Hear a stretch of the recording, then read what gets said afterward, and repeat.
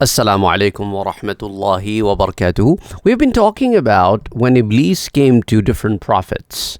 So Iblis came to Musa alayhi salam as reported by Ibn Abi Dunya in Makaidu Shaitan. And this is reported by Abdurrahman bin Ziyad bin An'am Afriqi. And also Imam Suyuti rahimahullah mentions this in Luqtul Marjan fi Ahkam al-Jan, Hadith 565. So Musa alayhi salam was sitting somewhere and Iblis showed up. He was wearing a very colorful dress and he was also wearing some kind of a cap. And it was a long cap.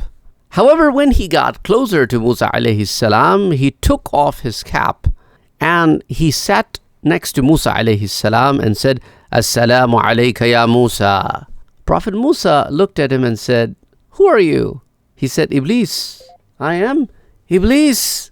See, the Musa alayhi salam was shocked to see that he is so blunt and he had guts to come in front of the Prophet and reveal himself that he's Iblis.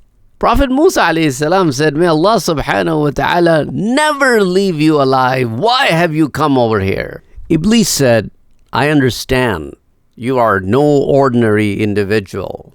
Even among the prophets and messengers, you have a very high status.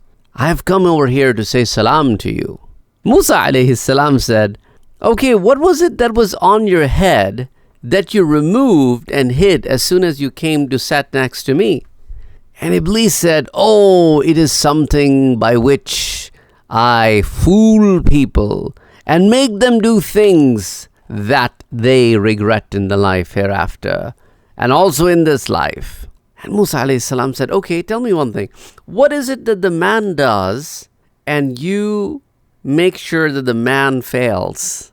Iblis said, well, when the man starts loving himself, I make sure that he loves himself to an extent where ego builds in him. And when I am successful in that attempt, then my job is done. Because now he thinks he is the most pious. He thinks he is the most righteous. Whatever he is doing, he thinks that's a good deed. He forgets about his sins.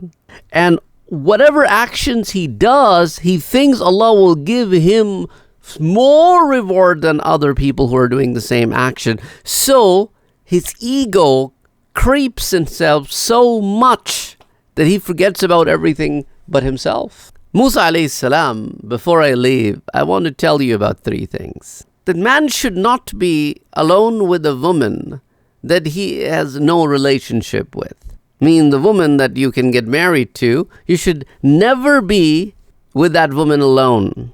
Because I come over there and I try to make sure that somehow you have some ill feeling towards her or you get involved in some kind of sin with her, or she gets attracted to you, or she wants to have sin with you. So I play that game between the two of them. The second thing is whenever somebody makes a promise with Allah subhanahu wa ta'ala, that person must fulfill that promise. Because it is my duty to make sure that you never fulfill the promise that you made to Allah subhanahu wa ta'ala. So I constantly bother that person over and over again till that person fulfills that promise, because my job, I think, is to make sure that the promise goes unfulfilled. And the third thing is whenever you take out money to give in charity, give that money in charity right away. Whoever is the needy person that you want to give that charity to. Because if you take out money and do not give in charity while that money is with you, I constantly give you things that this money could go over there, this money could be spent over here, why are you spending so much? And I constantly try to sway you away from spending that money in the way of Allah subhanahu wa ta'ala. And then Iblis turned away and walked away. And while he was going away, he was constantly saying, why did I said it? Why did I said it? And why did I said it? Why did I reveal the secret to Musa alayhi salam? Why was I overwhelmed in his presence by his personality that I couldn't hold myself but to reveal the secret? Inshallah, next time we'll talk about the story of Iblis when it came to meet Ayub alayhi salam, who is in English called Prophet Job. See you next time. Till then, assalamu alaikum.